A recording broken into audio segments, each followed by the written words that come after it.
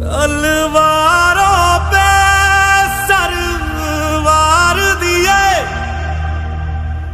अंगारों में जिस्म जलाया है, तब जाके कहीं हमने सर पे ये केसरी रंग सजाया है।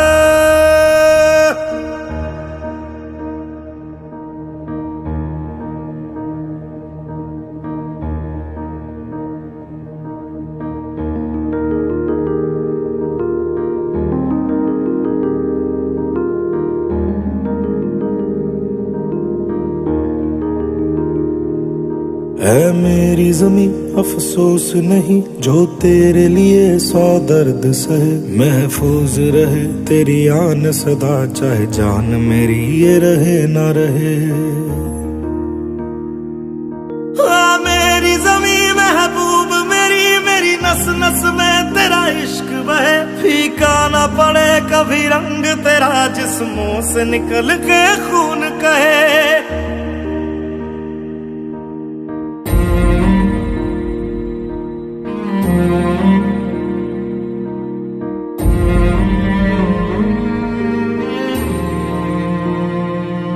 तेरी मिट्टी में मिल जावा गुल बन के मैं खिल जावा, इतनी सी है दिल की आरज़ू। तेरी नदियों में बह जावा तेरे खेतों में लहरावा, इतनी सी है दिल की आरज़ू।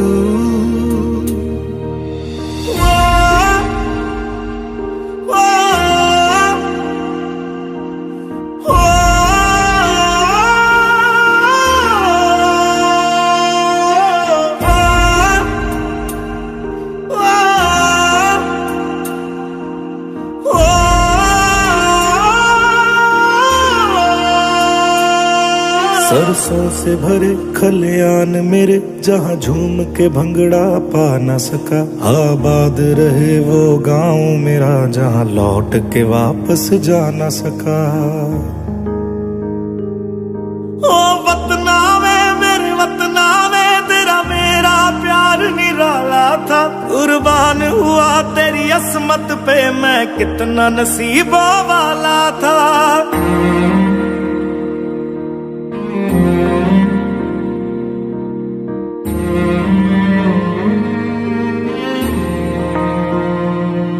तेरी मिट्टी में मिल जावा गुल बन के मैं खिल जावा, इतनी सी है दिल की आरज़ू। तेरी नदियों में बह जावा तेरे खेतों में लहरावा, इतनी सी है दिल की आरज़ू।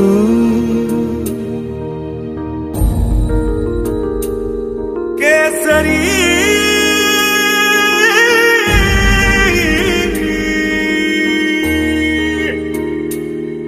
ओ हीर मेरी तू हंसती रहे, तेरी आंख घड़ी भर नम ना हो, मैं मरता था जिस मुखड़े पे कभी उसका उजाला कम ना हो।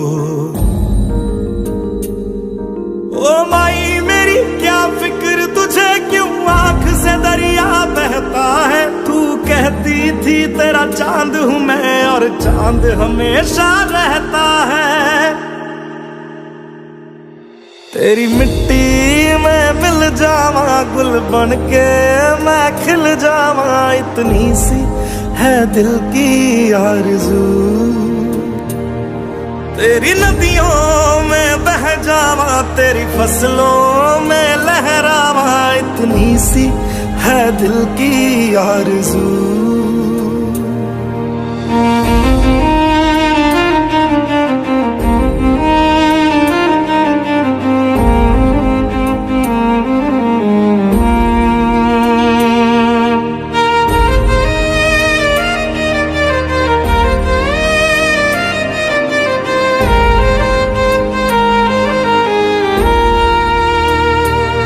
केसरी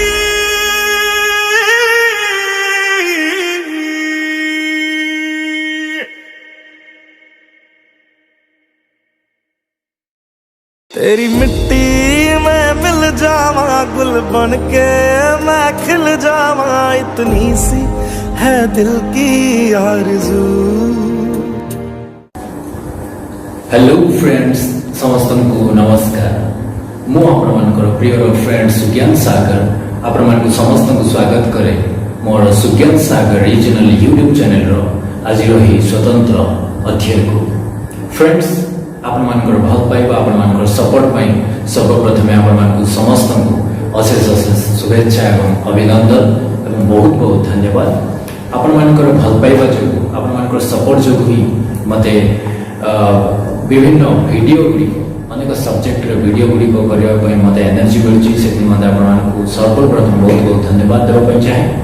तो आज एपिसोड आज अध्याय एपिसोड माने आज पॉडकास्ट 3 रो फर्स्ट एपिसोड आपण समस्त एक नियारा हवा जाऊँगी कारण आज प्रथम थर पर पॉडकास्ट रेकर्ड करने को जाऊँगी आमर ओडिशा सुनामधन्य एक समाजसेवी संगठन स्वेच्छासेवी संगठन जार ना हूँ मारुति सेना रो स्टेट हेड आमर प्रेसिडेंट जे कि फाउंडर आमर पप्पू दल बेहरा सह विशेष साक्षात्कार विशेष आलोचना हम डिजिटली आम कथबार्ता हम एवं यही एपिसोड रे पॉडकास्ट रे आम जानवा चेष्टा करवा कि किभली भाबे से यही संगठन तैयारी करछन्ती कौन पाई कौन उद्देश्य या पछे कौन रहस्य अछि एवं कौन कौन ताक संगठन कार्य करूछि एवं केन क्षेत्र में कार्य करूछि एवं कौन एम एंड एम्बिशन अछि लक्ष्य उद्देश्य मिशन विजन सब किछि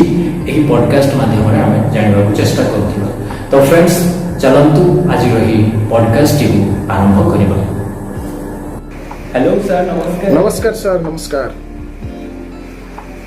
सर मु सुज्ञान सागर आपको मोर सुज्ञान सागर रीजनल यूट्यूब चैनल को स्वागत करछि। बहुत बहुत धन्यवाद सर। एक्चुअली सर कॉल करिबार विशेष उद्देश्य हैला मु आपनकर मारुति सेना समाज सेवा ऑर्गेनाइजेशन जहाँ अछि आज्ञा आपनकर सोशल मीडिया माध्यम मु बहुत काम गुड़िक विषय देखा पाई आज्ञा सर। तो मुझे संबंध रे एक पॉडकास्ट आपन रेकर्ड करने चाहूँगी कि आपनकर मारुति सेना ऑर्गेनाइजेशन कौन पे आप फाउंड कर यार विशेष उद्देश्य कौन एभली संपूर्ण भाव डिटेल्स जानवाई मुझे कॉल कर सर एक पॉडकास्ट रेकर्ड कर निश्चित निश्चित सर प्रस्तुत अच्छा। आज्ञा आज्ञा सर मुझे आपको संपूर्ण सहायता प्रस्तुत अच्छी।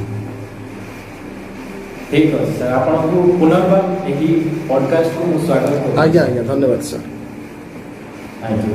सर्वप्रथम आप निज संबंध एवं आपनकर मारुति सेना संबंध में ब्रीफ इंट्रोडक्शन देते कि सर। निश्चित सर मो ना हूँ पप्पू दल बेहरा मोर बापा नाम सुरेंद्रनाथ दल बेहरा जे पुरी रे आमर निज घर आमर बापा माँ मु 3 जन सदस्य आम घरे मोर पिलादिन लक्ष्य थिला समाज पाई किछि करिबा जेतेबेले असहाय कथा मो नजर को आखि सामना को आसे मोर हृदय कुठारघात हुए तेणु मु सबुबेले चिंता करे किछि असहायकर सेवा करिबी अन्याय जोठी देखे मोर सेटा ब्लड रे ही प्रतिपादित करे स्वर उत्तोलन करिबा पाई तेणु अन्याय को विरोध करिबा पाई और असहायकर सेवा करिबा पाई मोर पिलाटी दिनरु इच्छा थिला स्कूल रे पढिला बेलु एवं सेतेबेले मध्य मु बहुत थर चिंता करिछि बहुत सारा अन्याय को विरोध करिबा पाई असहायकर सेवा करिबा पाई करिछि मध्य किंतु जेहेतु मोर कम बयस थिला सेतेबेले एते मैच्योर माइंड नथिला एवं को रास्ता रे गले बगावत कले मध्य सफलता मिलिबो एवं लोक तुम ग्रहण करिवे ता विषय रे सेते आइडिया नथिला तेणु प्रथमरु मो पिला दिनु केते लोकंकर नजर रे मध्य खराब बोली साब्यस्त हेथिली।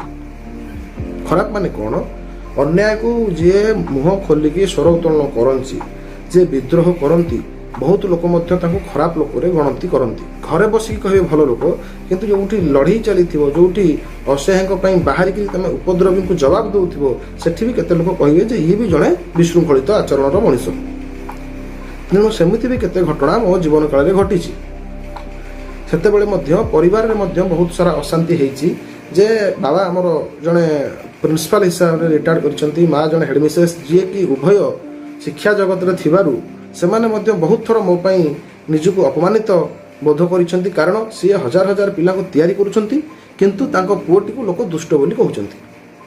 କିନ୍ତୁ ମୋର ଉଦ୍ଦେଶ୍ୟ ନଥିଲା ଦୁଷ୍ଟାମି କରିବା। ମୁଁ ଚୋରି କରେନି, ନାରୀ କରେନି, ଅଭଦ୍ରାମି କରେନି, କିନ୍ତୁ ବଗାବତ କରେ। ଆଉ ବଗାବତକୁ ଧୀରେ ଧୀରେ ଲୋକମାନେ ଭାବିଦେଲେ ବଦମାସି ବୋଲି। କିନ୍ତୁ ମୁଁ କେବେ ପଛେଇ ଯାଇନି କି କେବେ ଦବି ଯାଇନି। ମୁଁ ଜାଣିଥିଲି ମୁଁ ଠିକ୍ କରୁଛି ଏବଂ ମୋର ଲକ୍ଷ୍ୟ ଥିଲା ଯେ ଯଦି ମୁଁ 5 ଜଣଙ୍କର ସେବା କରିପାରୁଛି, ଗୋଟେ ଅନ୍ୟାୟକୁ ବିରୋଧ କରିପାରୁଛି, ଯଦି ମୁଁ ମୋ ଭଳିଆ ଆଉ ଶହ ଶହ ଭାଇ ଭଉଣୀ ତିଆରି କରିଦେବି ତ ସେମାନେ ଶହ ଶହ ଅସହାୟଙ୍କର ସେବା କରିପାରିବେ, ହଜାର ହଜାର ଜାଗାରେ କରିପାରିବେ, ଶହ ଶହ ଘଟଣାର ପ୍ରତିବାଦ କରିପାରିବେ। ଏହି ଲକ୍ଷ୍ୟ ନେଇ ମୁଁ ଆଗେଇ ଆସିଥିଲି ଏବଂ ଧୀରେ ଧୀରେ କିଛି ସାଙ୍ଗସାଥି, ବନ୍ଧୁ ବାନ୍ଧବ, ସାନ ଭାଇ ବଡ଼ ଭାଇମାନଙ୍କୁ ନେଇକରି ଛୋଟ ଛୋଟ ଅସହାୟଙ୍କ ସେବା କରିଥିଲି ଏବଂ ଛୋଟ ଛୋଟ ଘଟଣାରେ ସ୍ୱର ଉତ୍ତୋଳନ କରିଥିଲି। ଧୀରେ ଧୀରେ ଧୀରେ ଧୀରେ ଏଥିପାଇଁ 4 ବର୍ଷ ପାଖାପାଖି ସମୟ ଲାଗିଲା ଏବଂ ଆଜି ଓଡ଼ିଶାର ପ୍ରାୟ 24ରୁ 25ଟା ଜିଲ୍ଲାରେ ସେବା ଚାଲିଛି ଏବଂ ଅନ୍ୟାୟକୁ ଗଣତାନ୍ତ୍ରିକ ଉପାୟରେ ପ୍ରତିବାଦ ପାଇଁ ଯୋଜନା ଚାଲିଛି। ଆଜ୍ଞା ନେକ୍ସଟ ପ୍ରଶ୍ନ ହେଲା ଆପଣଙ୍କର ମାରୁତି ସେନାର ଏମ୍ ଆଣ୍ଡ ଅବଜେକ୍ଟିଭ ବିଷୟରେ କହିବେ କି? ଏହାର ଲକ୍ଷ୍ୟ କ'ଣ? ଏମ୍ ଆଣ୍ଡ ଅବଜେକ୍ଟିଭ ସମ୍ବନ୍ଧରେ ଆପଣ କେଉଁ କେଉଁ କ୍ଷେତ୍ରରେ କାର୍ଯ୍ୟ କରୁଛନ୍ତି ସୋସାଇଟିରେ, ତା ଉପରେ ଟିକେ କହିବେ? ଆଜ୍ଞା ଆମର ମାରୁତି ସେନାର ଏମ୍ ଆଣ୍ଡ ଅବଜେକ୍ଟିଭ ବହୁତ ଅଛି। ବର୍ତ୍ତମାନ ସୁଦ୍ଧା 4ଟି 5ଟି ଡିପାର୍ଟମେଣ୍ଟ ଉପରେ କାମ ଚାଲିଛି। ଗୋଟିଏ ହେଉଛି କ'ଣ, ଗୋଟେ ଜିନିଷ ଆମେ ଲୋକଙ୍କୁ ବୁଝାଉଛୁ ଆୱାରନେସ୍ ପ୍ରୋଗ୍ରାମ ଭଳି, ସେଇଟା ହେଉଛି କ'ଣ, ରକ୍ତର ଆବଶ୍ୟକତା କ'ଣ। ରକ୍ତ ଆମେ ଦେଲେ ଟାଇମ୍ ଟୁ ଟାଇମ୍ 3 ମାସ 4 ମାସ ଭିତରେ ଥରେ ଶରୀର ସୁସ୍ଥ ରୁହେ, ଛୋଟ ଛୋଟ ରୋଗ ବୈରାଗ ଦେହରେ ହୁଏ ନାହିଁ, ବଡି ଗ୍ଲେଜ୍ କରେ, ଶରୀର ଫ୍ରି ଲାଗେ। କିନ୍ତୁ ଲୋକମାନେ ପ୍ରାୟତଃ ଶିକ୍ଷିତ ଲୋକମାନେ ମଧ୍ୟ ବୁଝିପାରନ୍ତି ନାହିଁ। ସେ ଭାବନ୍ତି ଯେ ବୋଧହୁଏ ବ୍ଲଡ଼ ଦେଲେ ଶରୀର ଦୁର୍ବଳ ହୋଇଯିବ, ବହୁତ ଖାଇଲା ପରେ ବ୍ଲଡ଼ ସୃଷ୍ଟି ହେଉଛି, ଶରୀର ନଷ୍ଟ ହୋଇଯିବ। ତେଣୁ ସେମାନେ ଏଇ ଜିନିଷ ଭାବିକିରି ବ୍ଲଡ଼ ଦିଅନ୍ତିନି। ଏହାଦ୍ୱାରା ଛୋଟ ଛୋଟ ହେଲ୍ପରୁ ବଞ୍ଚିତ ହୋଇ ବହୁତ ଲୋକ ପ୍ରାଣହାନି ଘଟେ, ବହୁତ ଲୋକ ନିଜର ଆତ୍ମୀୟ ସ୍ୱଜନକୁ ହରାନ୍ତି। ତେଣୁ এই ଜିନିଷଟା ଆମେ ଲୋକଙ୍କୁ ବୁଝାଉ ଏବଂ ସେଥିରେ ମଧ୍ୟ ସଫଳ ହେଉଛୁ ଏବଂ ପର ଡେ ଓଡ଼ିଶାର ବିଭିନ୍ନ ଜିଲ୍ଲାରେ ଅସହାୟମାନଙ୍କୁ ବ୍ଲଡ଼ ଯୋଗାଇ ଦେଉଛୁ ନିଃଶୁଳ୍କରେ, ନିଜର ପ୍ରଚେଷ୍ଟାରେ, ନିଜର ଅର୍ଥରେ। ଆଉ ଗୋଟିଏ ରହିଲା ପଶୁ ସମ୍ପଦର ସୁରକ୍ଷା। ଆମର ମଣିଷ ହେଉଛି ଶ୍ରେଷ୍ଠ ପ୍ରାଣୀ। ମଣିଷକୁ ଭୋକ ହେଲେ ସେ କହିପାରୁଛି, କିନ୍ତୁ ଏଠାରେ ପ୍ରାଣୀ ଜଗତର ମଧ୍ୟ ବଞ୍ଚିବାର ଅଧିକାର ରହିଛି। ଆମେ ସାମାଜିକ ପ୍ରାଣୀ ବୋଲି ସେବେ ନିଜକୁ କହିବା ଯେବେ ସମାଜର ସୁରକ୍ଷା ଦିଗରେ କିଛି କର୍ତ୍ତବ୍ୟ ନିର୍ବାହ କରିପାରିବା। ଆମର ସମାଜଟାକୁ ସାମାଜିକ ବୋଲି ସେବେ କୁହାଯିବ ଚାରିପଟେ ଯେତେବେଳେ ଦୋକାନ, ବଜାର, ମାର୍କେଟ, ଗଛ, ମଣିଷ, ପଶୁ, ଗାଈ, ଗୋରୁ ସମସ୍ତେ ଥିବେ। ଆମେ ଯଦି ଆମ ଘରେ କେବଳ ଚାକିରି କରିବା, ରୋଜଗାର କରିବା, ପଇସା ଆଣିବା, ଖାଇବା, ଦୁଆର ଦେଇ ଶୋଇବା, ତାହେଲେ ଆମେ ଯଦି ନଈ ମଝିରେ ବି ଘର କରିକି ରହିବା କି ଜେଲ ଭିତରେ ଘର କରି ରହିବା, ସେ ତ ସମାନ। ସେମାନଙ୍କୁ ସୁସ୍ଥ ମସ୍ତିଷ୍କର ସାମାଜିକ ମଣିଷ କୁହାଯାଏ ନାହିଁ। ତେଣୁ ଆମ ସଂଗଠନ କେଉଁଠାରେ ଗାଈ ଗୋରୁଙ୍କର ଦୁର୍ଘଟଣା ହେଲେ କିମ୍ବା ଲକଡାଉନ୍ ସଟଡାଉନ୍ ସମୟରେ ଆପଣମାନେ ଆପଣଙ୍କ ଘରେ ରହିଗଲେ ଖାଇଲେ, ବଜାର, ଦୋକାନ, ମାର୍କେଟ ଖୋଲା ରହିବାରୁ କେଉଁଠି ବୁଲିକିରି ପଶୁପକ୍ଷୀମାନେ ଖାଇବାକୁ ପାଉଥିଲେ, ସେମାନେ କେମିତି ବଞ୍ଚିବେ? ତେଣୁ ଆମେ ବୁଲା କୁକୁରମାନଙ୍କୁ, ବୁଲା ଗାଈ ଗୋରୁମାନଙ୍କୁ ମଧ୍ୟ ରନ୍ଧା ଖାଇବା ବଣ୍ଟନ କରୁ, ସେମାନଙ୍କର ଚିକିତ୍ସା ଯୋଗାଇ ଦେଉ। ଯେତିକି ସମ୍ଭବ ଆମ ପକ୍ଷରେ ସେତିକି ଆମେ ଜାରି ରଖୁ। ଆଉ ଗୋଟିଏ ରହିଲା, କେତୋଟି ଘଟଣା ହେଲା? 2ଟି ଘଟଣା ହେଲା, 2ଟି ଟପିକ୍। ତୃତୀୟଟି ହେଲା ସବୁଜ ସମାଜ ଉପରେ ଆମର ପ୍ରଚେଷ୍ଟା ଜାରି ରହିଛି। ସବୁଜ ସମାଜ କ'ଣ? ସମସ୍ତେ କହିବେ ରାସ୍ତାରେ ଗଲାବେଳେ କି ଖରା ହେଉଛି, ଯଦି ଏଠି ଗୋଟେ ଗଛଟେ ଥାନ୍ତା କେତେ ଥଣ୍ଡା ଲାଗନ୍ତା, କିନ୍ତୁ କେହି କହିବେନି ଚାଲ ଲଗେଇଦେବା। ବୃକ୍ଷଠାରୁ ଆମେ କ'ଣ ପାଉଛେ? ଅମ୍ଳଜାନ ପାଉଛେ। ବୃକ୍ଷ ରହିବାରୁ ମୃତ୍ତିକା ସୁରକ୍ଷିତ ହେଉଛି, ବୃକ୍ଷ ରହିବାରୁ ସଠିକ୍ ସମୟରେ ବର୍ଷା ହେଉଛି, ଯାହା ପାଇଁ ଚାଷ କାର୍ଯ୍ୟ ଠିକ୍ ହେଇପାରୁଛି। ବୃକ୍ଷ ଯୋଗୁଁ ଆମେ ଆସବାବପତ୍ର ତା କାଠରେ କରିପାରୁଛେ, ବୃକ୍ଷ କାଠରୁ ଜାଳେଣୀ କରିପାରୁଛେ, ବୃକ୍ଷ ଫୁଲ କାମରେ ଲଗାଉଛେ, ବୃକ୍ଷ ଫଳ କାମରେ ଲଗାଉଛେ, ବୃକ୍ଷର ଚେର କାମରେ ଲଗାଉଛେ, ବୃକ୍ଷ ପାଇଁ ଅମ୍ଳଜାନ ପାଉଛେ। ସବୁ ଭଲ ଜିନିଷଟା ଆମେ ଜାଣିଛେ, କିନ୍ତୁ ପରିଶ୍ରମ ପଡ଼ିବ। ଗଛ ଲଗେଇବା, ପାଣି ଦେବା, ବାଡ଼ କରିବା, ଜଗିବା, ସେଗୁଡ଼ା କେହି କରିବେ ନା। କିନ୍ତୁ କହିବେ ଏଠି ଯଦି ଗଛଟିଏ ଥାନ୍ତା ବହୁତ ଭଲ ହେଇଥାନ୍ତା, ସେ ଯେଉଁ ଗଛଟି ସେ ଲୋକଟି ଲଗେଇଛି ଭଗବାନ ତାର ମଙ୍ଗଳ କରନ୍ତୁ, ଭଲ କଥାଟିଏ, କିନ୍ତୁ ଆମେ କରିବା ନାହିଁ। ଏଇଟା ରହିଲା ତୃତୀୟ ଦିଗ। ଚତୁର୍ଥ ଦିଗ, ଅସହାୟମାନଙ୍କୁ ଯୋଡ଼େ ଖାଦ୍ୟ ଦେବା। ଅସହାୟ ମଣିଷମାନଙ୍କୁ, ଯେଉଁ ବୟସ୍କର 80 ବର୍ଷ 70 ବର୍ଷର ବୁଢ଼ାବୁଢ଼ୀମାନେ କେବଳ ରାସ୍ତାରେ ଭିକ ମାଗି ଚଳୁଥିଲେ, କେବଳ ଦୋକାନ ବଜାର ରେଷ୍ଟୁରାଣ୍ଟ ଉପରେ ନିର୍ଭର କରୁଥିଲେ ଆଜି ଲକଡାଉନ ସଟଡାଉନ ପାଇଁ ସେ ସମ୍ପୂର୍ଣ୍ଣ ବନ୍ଦ। ଆପଣଙ୍କର ଘର ଅଛି, ଆପଣ ଘରେ ରହିଗଲେ, ମୋର ଘର ଅଛି, ମୁଁ ରହିଗଲି। ବସ୍ ଟ୍ରେନ ଚାଲୁଥିଲା, ଲୋକ ମାଗିକିରି ଖାଉଥିଲେ, ସିଏ ବନ୍ଦ ହେଇଗଲା। ରେଷ୍ଟୁରାଣ୍ଟ ଦୋକାନ ଖୋଲା ଥିଲା, ଭିକ ମାଗି ଦେଉଥିଲେ, ବଞ୍ଚି ଯାଉଥିଲେ, ସିଏ ବନ୍ଦ ହେଇଗଲା। ତାହେଲେ ସେ ଲୋକମାନେ ବଞ୍ଚିବେ କେମିତି? ପାଗଳ ଲୋକ, ପଙ୍ଗୁ ଲୋକ, ଭିକାରୀ ଲୋକ। ଆମେ ସେମାନଙ୍କ ପାଇଁ ପ୍ରତିଦିନ ପ୍ରାୟତଃ ଜିଲ୍ଲାରେ ଖାଇବା, ରନ୍ଧା ଖାଦ୍ୟ, ଶୁଖିଲା ଖାଦ୍ୟ ବାଣ୍ଟିବା ପାଇଁ ନିଜ ସମ୍ବଳ ଅନୁସାରେ ଚେଷ୍ଟା କରୁ। ପଞ୍ଚମ ଜିନିଷ ଚିକିତ୍ସା। ଆମେ ଚିକିତ୍ସା ଉପରେ ଫୋକସ୍ ଦେଇଛୁ। ଗୋଟେ ଲୋକର ବଡ଼ ରୋଗଟେ ହେଇଛି, କ୍ୟାନ୍ସର, ଲିଭର, ହାର୍ଟ, ଆମେ ସେଇଟାକୁ ଭଲ କରିପାରିବୁନି 5 ଲକ୍ଷ ଖର୍ଚ୍ଚ କରିକି, ଆମେ ସେତେ ସକ୍ଷମ ନୁହଁ। କିନ୍ତୁ ଆମେ ସେ ଗରିବ ଲୋକଟିର ଯେଉଁ ସରକାରୀ ସ୍କିମ୍ ଅଛି, ଯେଉଁଟା ସରକାରଙ୍କ ଠାରୁ ସେ ଚାହିଁଲେ ପାଇପାରନ୍ତା, ସେଇଟା ସେ ଜାଣିପାରୁନି। ଆମେ ସେଥିପାଇଁ ଚେଷ୍ଟା କରୁ, ତାଙ୍କ ପାଖକୁ ଦୌଡ଼ୁ। ସେ ଜିଲ୍ଲାପାଳଙ୍କ ହଉ, ସେ ମନ୍ତ୍ରୀ ହୁଅନ୍ତୁ, ସେ ସରପଞ୍ଚ ହୁଅନ୍ତୁ, ସେ ଡକ୍ଟର ହୁଅନ୍ତୁ, କେମିତି ସେ ଗରିବ ଲୋକଟି କେଉଁ ସ୍କିମ୍ରେ ଗଲେ ଚିକିତ୍ସାଟି ପାଇପାରିବ। ଏବଂ ଆମେ ସର୍ବନିମ୍ନ କିଛି କିଛି ପଇସା ଯୋଗାଡ଼ କରି ତା ପାଇଁ କିଛି ମେଡ଼ିସିନ ହେଉ, କିଛି ରାସନ ହେଉ, କି କେଉଁ ମେଡ଼ିକାଲ ଯିବ, କେଉଁଠି ଅଟକୁଛି, କେଉଁଟା ଜାଣିପାରୁନି, ସେ ଜିଲ୍ଲାକୁ ଇନଫର୍ମ କରି ହେଉ, ଏହି କାର୍ଯ୍ୟ ଉପରେ ଫୋକସ୍ ଦେଉ। ଆଉ ଗୋଟିଏ ରହିଲା ଅନ୍ୟାୟକୁ ବିରୋଧ କରିବା। ବୁଝିପାରିଲେ? ଅନ୍ୟାୟକୁ ଆମେ ସମସ୍ତେ ସମସ୍ତେ ସବୁବେଳେ ଅନ୍ୟାୟକୁ ଦେଖନ୍ତି, କିନ୍ତୁ ନିଜର ଶତ୍ରୁତା ବଢ଼ିବ, ନିଜର ସ୍ୱାର୍ଥହାନି ହେବ, ନିଜର ସମୟ ନଷ୍ଟ ହେବ, ନିଜର ପ୍ରାଣପୀଡ଼ା ହେବ, ନିଜର ଅର୍ଥ ନଷ୍ଟ ହେବ, ସେଥିପାଇଁ ଚୁପ୍ ରୁହନ୍ତି। ତେଣୁ ଏଠି ଅନ୍ୟାୟ ଦୁର୍ନୀତି କରୁଥିବା ଲୋକ ଯେତିକି ଦାୟୀ, ଆମର ଭୀରୁ କାପୁରୁଷତାପଣିଆ ସ୍ୱାର୍ଥବାଦୀ ନୀତି ପାଇଁ ସେଗୁଡ଼ାକର ପ୍ରଚାର ପ୍ରସାର ବଢ଼ି ବଢ଼ି ଚାଲିଛି। ଇଏ ଅନ୍ୟାୟ ପାଇଁ ଅନ୍ୟାୟ କରୁଥିବା ଲୋକ ଯେତିକି ଦାୟୀ, ଆମର ଭଦ୍ର ସମାଜର ଶିକ୍ଷିତ ଲୋକମାନଙ୍କର ଭୀରୁତା ସେତିକି ପାଇଁ ଦାୟୀ। ସମାଜ ମୂର୍ଖ ଲୋକମାନଙ୍କ ପାଇଁ ନଷ୍ଟ ହୁଏ ନାହିଁ, ସମାଜ ନଷ୍ଟ ହୁଏ ଶିକ୍ଷିତ ଲୋକଙ୍କର ମୂର୍ଖାମି ପାଇଁ। ଆମେ ଗଣତାନ୍ତ୍ରିକ ଉପାୟରେ ସରକାରୀ ଢାଞ୍ଚା ଭିତରେ ରହି ଆମେ ସ୍ୱର ଉତ୍ତୋଳନ କରି ଅନ୍ୟାୟ ବିରୁଦ୍ଧରେ ଯାଉ। ଅନ୍ୟାୟକୁ ବିରୋଧ କରିବା ପାଇଁ ସାହସ ସହିତ ଏକଜୁଟ ହଉ। ଛୋଟ ହଉ ବଡ଼ ହଉ, ଛୋଟ ଛୋଟ ସ୍ୱର ଉତ୍ତୋଳନ କରୁ। ବର୍ତ୍ତମାନ ଆମ ସଂଗଠନ ଏତିକି ଦିଗରେ କାମ କରୁଛି। କୁହନ୍ତୁ। ତ ନେକ୍ସଟ ପ୍ରଶ୍ନ ହେଲା, ଆପଣଙ୍କର ଅର୍ଗାନାଇଜେସନର ମେନ୍ ଗୋଲ୍ କ'ଣ ଅଛି ସାର୍? ମେନ୍ ଲକ୍ଷ୍ୟ କ'ଣ? ମାରୁତି ସେନା ଅର୍ଗାନାଇଜେସନର ମୁଖ୍ୟ ଲକ୍ଷ୍ୟ ବର୍ତ୍ତମାନ ଯେଉଁ ସେବା ଗୁଡ଼ିକ ଆମେ ଯୋଗାଇ ଦେଉଛୁ, ଏ ସେବା ଗୁଡ଼ିକ ପରମାନେଣ୍ଟ କିଭଳି ହେଇପାରିବ। ଓଡ଼ିଶାରେ ଆମେ ଗୋଟେ ଗୋଟେ ଜିଲ୍ଲାରେ 10 ଜଣ, 20 ଜଣ, 30 ଜଣ, 50 ଜଣକୁ ଯୋଗାଇ ଦେଇପାରୁଛୁ, କିନ୍ତୁ ଲକ୍ଷ୍ୟ ରହିଛି ଓଡ଼ିଶାର 30 ଜିଲ୍ଲାର 4.5 କୋଟିରୁ ଯଦି 2.5 କୋଟି ଲୋକ ବି ସେଇଭଳି ସେବା ଖୋଜନ୍ତି, କିଭଳି ତାହା ଯୋଗାଇ ଦିଆଯାଇପାରିବ, ତାହାର ପରମାନେଣ୍ଟ ସଲ୍ୟୁସନ୍ କରାଯାଇପାରିବ। ସେଥିପାଇଁ ଆମେମାନେ ଚେଷ୍ଟିତ ଅଛୁ। ସେହି ଲକ୍ଷ୍ୟ ଦେଇ ଆମେ ଆଗଉଛୁ। ମଇଦାନ ପ୍ରସ୍ତୁତ ଅଛି, ସୈନ୍ୟବାହିନୀ ପ୍ରସ୍ତୁତି ଚାଲିଛି, ସରଞ୍ଜାମ ଅସ୍ତ୍ରଶସ୍ତ୍ର ବନ୍ଦୋବସ୍ତ ଚାଲିଛି, କିନ୍ତୁ ଆଗାମୀ ଦିନରେ ରାଜଧାନୀରେ ଲଢ଼େଇ ପାଇଁ ଯୋଜନା ପ୍ରସ୍ତୁତ ଚାଲିଛି। ବହୁତ ସୁନ୍ଦର ବିଷୟ। ଯଦି ଆମ ଓଡ଼ିଶାର ଗୋଟେ ଯୁବକ ଯଦି ଚାହିଁବ ଆପଣଙ୍କ ଅର୍ଗାନାଇଜେସନ ଜଏନ୍ କରିବା ପାଇଁ, ତ ସେ କ'ଣ ଉଦ୍ଦେଶ୍ୟ ନେଇ ଜଏନ୍ କରିବା ଉଚିତ ଆପଣ ଭାବୁଛନ୍ତି? କ'ଣ ପାଇଁ ଆପଣଙ୍କ ଅର୍ଗାନାଇଜେସନ ଜଏନ୍ କରିବା ବୋଲି ଭାବୁଛନ୍ତି? ମାରୁତି ସେନାକୁ ଜଏନ୍ କରିବା?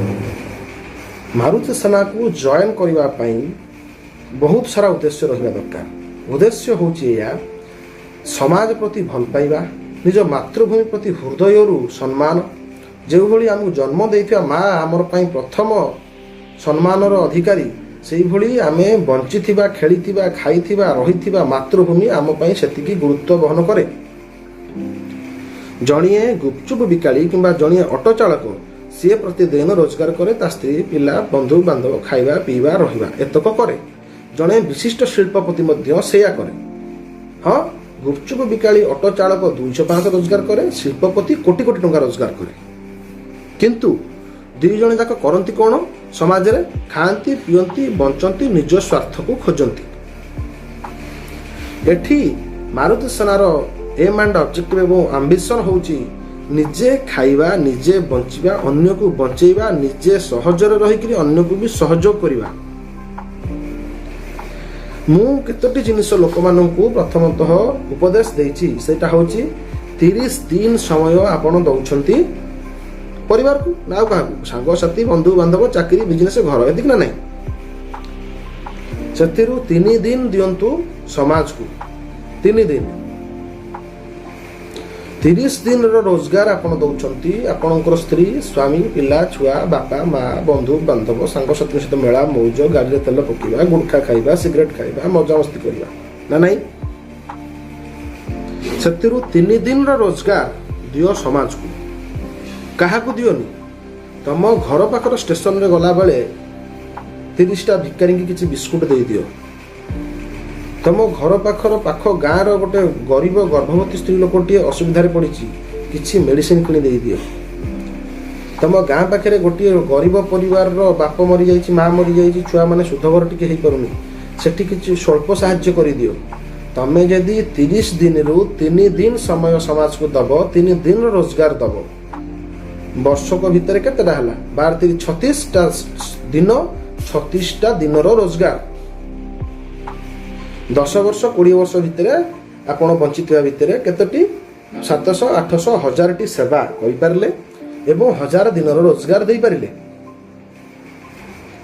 आपण जीवन जाकर संपत्ति पैसा प्रॉपर्टी सुना कार फ्लैट सबू दे देला पर मध्य परिवार वर्ग सब बेले असंतुष्ट हेबे किंतु ये स्वल्प खर्च स्वल्प समय पई आपण आपनको अजाणतरे ओडिसा रे आउरी हजार हजार भाई भौणी तैयारी करि सारिथिबे आपणकर छोट दुर्घटना मध्य शह शह लोक दुख प्रकाश करुथिबे आपणकर मृत्यु दिन हजार हजार लोक आखिरु लुह झरउथिबे आपणक पई आपणक जन्म कला पुओ झियो ठारु आउरी नुआ नुआ शह शह पुओ झियो तैयारी पारिथिबे आपणक पई शह शह माँ बापांकर आशीर्वाद थिबो लोक आटलिस्ट कहबे जे अमुक लोकर पुओ गोटे योग्य पुओटी तमें जेतेबेले घरे दुआर देकरी बसिबो तुमको निजको हृदयंगम हबो जे मु समाज पई किछि करिछि मु समाजर ऋणी नुहे एटा होची मोर चिंताधारा एवं युव समाज को मैं शुणा चाहे कहीं ना आगरू जीवन काल गोटे पीरियड थिला गोटे एवरेज समय कौन लोकंर धारणा थिला लोक केबे मरती 70 वर्ष 80 वर्ष 90 वर्ष 100 वर्ष हेले हेलो वर्तमान सेटा हो गलानी कौन 30 20 40 केबे मरीज जना ना ठीक ना नहीं आपण जहाँ रोजगार करिसेंती जो चिकण टाइल घरे पकईछंती जो भल डिजाइन सुना किन लकर रखिछंती जो 3-3टा प्लॉट किन रखिछंती जो जोड़े जोड़े कार किन रखिछंती जेते बेले आपण पोड़ा हे जिवे से कोनोसी जिंस आपणक सहित जीव नाही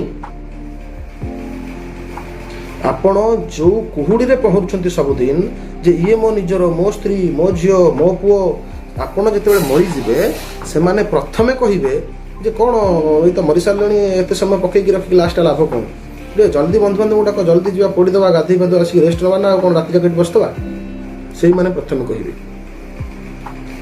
ना कहबेनि लोक दिने 2 दिन 3 दिन 5 दिन 10 दिन जाए मन रखिए 11 दिन तुम बंधु बांधव परिवार वर्ग कौन आलोचना करेंगे कहले जे आज जो से लोकटी मरी जाता आज हूँ तार 11 अभड़ा खाया चल जा जे अभड़ाटा आज केमती क्षीराटा टी पतला हो जाए बेसरटा अवश्य बढ़िया होती महुरटा टिके क्लारिटी कमी थे भल लगी था कहबे ना कहबेनि से आसी कौन आपणकर मृत्युर भोजी खाइबा तेणु ए दुनिया रे केही कहार नुहंती आपण जिनिस गोटे नहीं कि जीवे सांगे से हूँ आपणकर कर्मफल आउ आपण पृथ्वी रे भगवान को व्यतीत जेते प्राणी जन्म होती समस्त किसी ना किसी स्वार्थ थाए मोर मध्य अच्छी से स्वार्थ हूँ कौन समाज किसी भल पाइबा नेबी बहुत लोक मत चिन्हे बहुत लोक मत गोटे भल आइडियोलोजी बोली भाविकी ग्रहण करेंगे मु निजे भल काम करुच्ची शह शह लोक भल काम लगेबी बहुत लोकंर भल करने को इच्छा अच्छी हाँ 100 रु एठी 95% होचंती स्वार्थवादी भीरु डरकुरा किंतु 5% अछंती जे चाहती समाज में किछ करिबा किंतु ताका पाखे सेमती प्लेटफॉर्म नाही से माने साहस करि परनते हां करि करि केते बाटा करिवु करि करि कोन हे जीवो जाई जाई कुआडे पळेइबु तो सेही मानको सब बांधिबा पई वर्षे 2 वर्ष 3 वर्ष 5 वर्ष 10 वर्ष 20 वर्ष भी लागू प्रचेष्टा जारी रखिछि एवं ओडिसा रो दिने ए जो कलुषित इतिहास बदलैबा पई सर्वसम्मुखरे मु सबु समय रे चेष्टा जारी रखी आपनको एही मारुति सेना अनुष्ठान केते वर्ष हेलानी काम करूची सर पांडी मारुति सेना संगठन कार्य कलानी 4 वर्ष तळु ଏବଂ କାର୍ଯ୍ୟ ଗୋଟେ ସଂଗଠନ କିଛି ବର୍ଷ କାମ କଲା ପରେ ସେ ଡକୁମେଣ୍ଟ ସେ ଫଟୋ ସେ ହିଷ୍ଟ୍ରି ଦେଖେଇଲା ପରେ ସେଗୁଡ଼ାକୁ ରେଜିଷ୍ଟ୍ରେସନ କରାଯାଏ ଗଭର୍ଣ୍ଣମେଣ୍ଟ ରେଜିଷ୍ଟ୍ରେସନ। ତ ଆମେ କିଛି ବର୍ଷ କାମ କରିବା ପରେ ଆମକୁ କେତେ ଜଣ ମତାମତ ଦେଲେ, ମୁଁ ବି ସେଟା ଜାଣିନଥିଲି ଯେ ଗୋଟେ ରେଜିଷ୍ଟ୍ରେସନ କରାଯାଏ ବୋଲି। ଇଚ୍ଛା ଥିଲା କରିବି, କରି ଚାଲିବି, ଭଲ ଲୋକଙ୍କୁ ଯୋଡ଼ି ଚାଲିବି, ନିଜେ ଭଲ କରୁଛି, ଆଉ କେତେ ଲୋକଙ୍କୁ ଭଲ ବଦଳେଇ ଚାଲିବି, ଏଇଆ ଲକ୍ଷ୍ୟ ଥିଲା। ତାପରେ ରେଜିଷ୍ଟ୍ରେସନ କଲୁ। ବର୍ତ୍ତମାନ ରେଜିଷ୍ଟ୍ରେସନ ହେବା 3ୟ ବର୍ଷ ହେଲା। କଂଗ୍ରାଚୁଲେସନ। ତ ଆପଣଙ୍କ ଅନୁଷ୍ଠାନରେ କେତେ ମେମ୍ବର୍ସ ଅଛନ୍ତି ସାର୍ ବର୍ତ୍ତମାନ ସୁଦ୍ଧା? ମେମ୍ବର୍ସ କୋଉ ପ୍ରକାର ମେମ୍ବର୍ସ କଥା ଆପଣ କହୁଛନ୍ତି? ଆପଣଙ୍କର ଯୋଉ ସମାଜସେବୀ ମାନେ ସଂଗଠନରେ ଜଡ଼ିତ ହୋଇଛନ୍ତି କେତେ ଜଣ, କେତେଟା ଜିଲ୍ଲାରେ ଜଡ଼ିତ? ଆମର ପ୍ରାୟ 22ଟା ପାଖାପାଖି ଜିଲ୍ଲାରେ ସଂଗଠନ କାର୍ଯ୍ୟକ୍ଷମ ଅଛି। ସବୁଦିନ କାମ ଚାଲିଛି। ପ୍ରତ୍ୟେକ ଜିଲ୍ଲାରେ ଆମର 100, 150, 200, 500, 300, 50, 60 ଏଇଭଳି ସଦସ୍ୟ ଅଛନ୍ତି। ବର୍ତ୍ତମାନ ପ୍ରାୟତଃ 30 ଜିଲ୍ଲାରେ 10,000 ପାଖାପାଖି ସଦସ୍ୟ ଆମର ଥିବେ। ନେକ୍ସଟ ପ୍ରଶ୍ନ ପଚାରିବା ପାଇଁ ଚାହିଁବି ସାର୍, ଟିକେ ଏଇଟା ଠିକ୍ ରହିବ। ଆପଣଙ୍କୁ ଅନୁଷ୍ଠାନକୁ, ଆପଣଙ୍କ ଅର୍ଗାନାଇଜେସନକୁ କୌଣସି ରାଜନୈତିକ ଦଳ କୌଣସି ଏଭଳି ଭାବେ ସପୋର୍ଟ କରୁଛନ୍ତି? ତାଙ୍କ ସପୋର୍ଟରେ ରାଜନୈତିକରେ ଆପଣଙ୍କର ଅର୍ଗାନାଇଜେସନ ଚାଲିଛି ବୋଲି ଆପଣଙ୍କୁ ଲାଗୁଛି? ଆପଣ ଚାହୁଁଛନ୍ତି? ନା ନା ନା ନା, କୌଣସି ପ୍ରକାର ରାଜନୈତିକ ଲିଙ୍କ ନାହିଁ, କୌଣସି ପ୍ରକାର ରାଜନୈତିକ ଉଦ୍ଦେଶ୍ୟ ନାହିଁ ଏବଂ କୌଣସି ପ୍ରକାର ରାଜନୈତିକ ନେତାଙ୍କର ସପୋର୍ଟ ନାହିଁ କି କୌଣସି ପ୍ରକାର ରାଜନେତାଙ୍କୁ ଆମେ ଫଲୋ କରୁନାହୁଁ। ନା ପ୍ରତ୍ୟକ୍ଷରେ ନା ପରୋକ୍ଷରେ କୌଣସି ପ୍ରକାର ସମ୍ପର୍କ ରହିବ। ଏବଂ ଗୋଟିଏ ଜିନିଷ, ଆଗରୁ ସମାଜ ସେବା ଉଦ୍ଦେଶ୍ୟ ଥିଲା ରାଜନେତାମାନଙ୍କର, ରାଜନୀତିର ଅର୍ଥ ଥିଲା ସେବା। କିନ୍ତୁ ସେଇଟାକୁ ଧୀରେ ଧୀରେ ସରକାର, ରାଜନେତାମାନେ ସେଇଟାକୁ ଗୋଟେ ବେପାରରେ ପରିଣତ କରିଦେଲେ। ଆଗରୁ ରାଜନୀତି ମାନେ ଲୋକମାନଙ୍କୁ ସେବା ଯୋଗାଇ ଦେବାକୁ ନେତା କୁହାଯାଉଥିଲା, ସେଇ ଜିନିଷଟାକୁ ରାଜନୀତି କୁହାଯାଉଥିଲା। କିନ୍ତୁ ତାକୁ ଦରମା କରି ଦିଆଗଲା। ଯଦି ଏଠି ଦରମା ଦିଆଯାଉଛି ତାହେଲେ ଯୋଗ୍ୟତା ଭିତ୍ତିରେ କାହିଁ ରାଜନେତା ନ ହେବେ? ଯଦି ଏଇଟା ଚାକିରି ନୁହେଁ ତାହେଲେ ତାର ରିଟାୟାରମେଣ୍ଟ ନାହିଁ କି ଜଏନିଂ ନାହିଁ। ତାର ଯଦି ବି ତାହେଲେ ଏଇଟା ଗୋଟେ ସମାଜ ସେବା, ତାହେଲେ ଦରମା କାହିଁକି ଦିଆଯାଉଛି? ଯଦି ଜଣେ ଯୁବକ କି ଯୁବତୀ ଭୁଲ ବଶତଃ କୌଣସି ଘଟଣା କି ଦୁର୍ଘଟଣାରେ ଜଡ଼ିତ ହେଇକରି ଦୋଷୀ ସାବ୍ୟସ୍ତ ହେଉଛନ୍ତି, ସେ ଚାକିରି କରିପାରିବେ ନାହିଁ। କିନ୍ତୁ ରାଜନେତାମାନେ ଜେଲରୁ ରହିକି ରାଜନୀତି କରିପାରିବେ, ଲଢ଼ିପାରିବେ, ସରକାର ଗଢ଼ିପାରିବେ, ବାରମ୍ବାର ଅପରାଧରେ ଜଡ଼ିତ ରହି ମଧ୍ୟ ରାଜନୀତି କରିକିରି ସରକାର କରିବେ, ସରକାର କରିକି ରାଜ୍ୟକୁ ଦେଶକୁ ଚଳେଇବେ। ଏଇଟା କେତେ ଦୂର ଗ୍ରହଣଯୋଗ୍ୟ? ତେଣୁ ସମ୍ବିଧାନର ଏମିତି କେତୋଟି ଟପିକ୍ ଅଛି, କେତୋଟି ନିୟମାବଳୀ ଅଛି, ସେଗୁଡ଼ିକ ମଧ୍ୟ ଭୁଲ, ସେଗୁଡ଼ିକ ମଧ୍ୟ କାଳକ୍ରମେ କରେକ୍ସନ କରିବା ଦରକାର। ଆପଣଙ୍କର କୌଣସି ଇଣ୍ଟରେଷ୍ଟ ଅଛି ସାର୍ ଭବିଷ୍ୟତରେ ପଲିଟିକ୍ସରେ ଜଏନ୍ କରିବା ପାଇଁ, ନା କେବଳ ସମାଜ ସେବାରେ ହିଁ କରିବେ ବୋଲି ଭାବୁଛନ୍ତି, ସୋସିଆଲ ସର୍ଭିସରେ, ନା କୌଣସି ଇଣ୍ଟରେଷ୍ଟ ଅଛି ପଲିଟିକ୍ସରେ ଜଏନ୍ କରିବା? ରାଜନୀତିରେ ମୋର କୌଣସି ବି ଇଣ୍ଟରେଷ୍ଟ ନାହିଁ। ରାଜନୀତିରେ ମୋର ଇଣ୍ଟରେଷ୍ଟ ଥିଲା, ମୋର ଛାତ୍ର ଜୀବନରୁ ରାଜନୀତିରେ ଇଣ୍ଟରେଷ୍ଟ ଥିଲା। ରାଜନୀତିର ଅର୍ଥ ମୁଁ ବୁଝିଥିଲି ବହୁତ ଲୋକଙ୍କ ପାଇଁ ବହୁତ କିଛି କରିବା। ଯେତେବେଳେ ଧୀରେ ଧୀରେ ଜାଣିଲି ଯେ ଏଠି କୁହାଯାଏ ଗୋଟେ, କରାଯାଏ ଗୋଟେ, ନେତା ହେବା ପୂର୍ବରୁ ଦୁଆର ଦୁଆର ବୁଲନ୍ତି, ପିଲାଙ୍କୁ କାଖାନ୍ତି, କାହା ଘରେ ପଇଡ଼ ପିଅନ୍ତି, କାହା ପୋଖରୀରେ ଗାଧାନ୍ତି, କାହା ମାଆକୁ ମୋଡ଼ି ଦିଅନ୍ତି, କାହା ଚୁଲିରେ ରୁଟି ସେକି ଦିଅନ୍ତି, ତାପରେ ତମେ 5 ବର୍ଷ ଯାକ ଖୋଜୁଥିବ, ତାଙ୍କର ଆଉ କ୍ୱାର୍ଟର ଗେଟ୍ ଭିତରକୁ ମଧ୍ୟ ଯାଇପାରିବ ନାହିଁ। ରାଜନେତା ମାନେ ସମସ୍ତଙ୍କୁ ମା, ସମସ୍ତଙ୍କୁ ଭଉଣୀ, ମଦ ପିଇବନି, ଗୁଡ଼ଖା ଖାଇବନି, ସେବା କରିବ, ଗଛ ମୂଳେ ରହିବ କୁହନ୍ତି।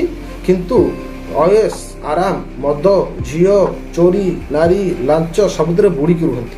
ଯେତେବେଳେ ଧୀରେ ଧୀରେ ଏଗୁଡ଼ିକ ମୁଁ ହୃଦୟଙ୍ଗମ କଲି ତ ରାଜନୀତି ପ୍ରତି ମୋର ଘୃଣାଭାବ ଆସିଲା ଏବଂ ମୁଁ ଚିନ୍ତା କଲି ଯେ ମୁଁ ତ କମ୍ପାନୀ ଭଳିଆ କରିକି ଷ୍ଟାଫ୍ ପେମେଣ୍ଟ କରିପାରିବିନି, ରାଜନୀତି କରିକି ବିଶିଷ୍ଟ ଲିଡରଟେ ହେଇପାରିବିନି। କାହିଁକି ନା ବର୍ତ୍ତମାନ ରାଜନୀତିର ସଂଜ୍ଞା କିଏ କେତେ ଖର୍ଚ୍ଚ କରିପାରିବ। ସରପଞ୍ଚଟେ ଯଦି ହେବାକୁ ଚାହାନ୍ତି 10 ଲକ୍ଷ ଖର୍ଚ୍ଚ କରନ୍ତୁ, ବୁଝିପାରିଲେ, 10 ଲକ୍ଷ ଖର୍ଚ୍ଚ କରନ୍ତୁ, 5 ବର୍ଷ ପାଇଁ ଜିତନ୍ତୁ, 20 ଲକ୍ଷ ଲୁଟନ୍ତୁ। ଏମଏଲଏଟି ଯଦି ହେବେ 5 କୋଟି ଖର୍ଚ୍ଚ କରନ୍ତୁ, 50 କୋଟି ଲୁଟନ୍ତୁ।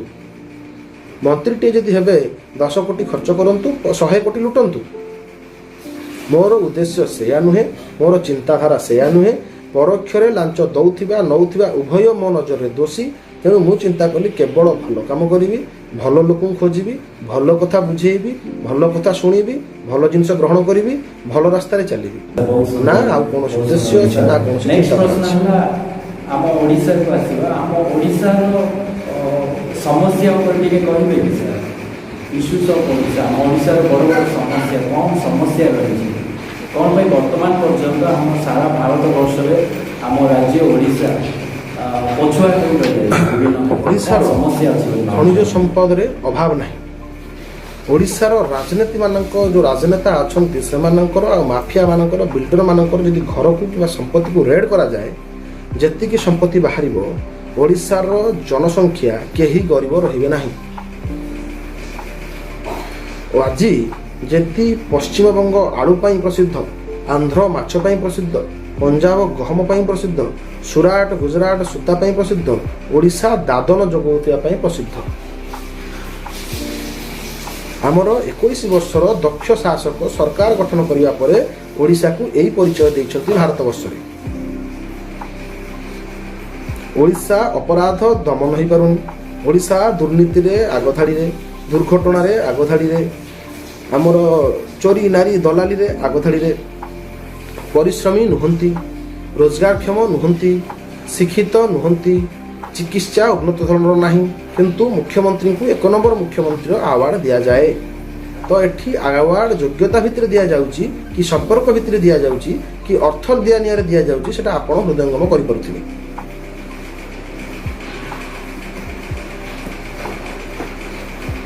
ଆପଣ ଯେଉଁ ସମସ୍ୟା ଗୁଡ଼ିକ କହିଲେ, ସେଇ ସମସ୍ୟା ଗୁଡ଼ିକୁ ଆପଣଙ୍କର ମାରୁତି ସେନା ସଂଗଠନ କିଭଳି ଭାବେ ସେଇ ସମସ୍ୟାର ସମାଧାନ କରିପାରିବ ବୋଲି ଭାବୁଛନ୍ତି ଭବିଷ୍ୟତରେ? ନିଶ୍ଚିତ ଭାବରେ ମାରୁତି ସେନାର ଆହୁରି ବହୁତ ବଡ଼ ଉଦ୍ଦେଶ୍ୟ ରହିଛି ଓଡ଼ିଶା ପାଇଁ। ସେ ଉଦ୍ଦେଶ୍ୟ ହେଉଛି ଆମେ 10 ଜଣଙ୍କୁ ଖାଇବା ବାଣ୍ଟି ଦେଲେ କି 5 ଜଣଙ୍କୁ ଚିକିତ୍ସା ଦେଇଦେଲେ କି ଯୋଡ଼େ ଅନ୍ୟାୟ ବିରୁଦ୍ଧରେ ବ୍ଲକ ପାଖରେ କି ତହସିଲ ପାଖରେ କି ଥାନା ପାଖରେ ଘେରାଉ କରିଦେଲେ ସାରା ଓଡ଼ିଶାର ଅପରାଧ କମିଯିବନି, ଦୁଃଖ କମିଯିବନି, ରୋଜଗାର ବଢ଼ିଯିବନି, ଚିକିତ୍ସା ହେଇଯିବନି, ଶିକ୍ଷା ପାଇଯିବେନି। এইটা আমার প্রয়াস, আমার মুদ্দা। আমি এই দিগরে যাওয়া চাহুছু বলে লোক জনাওছু।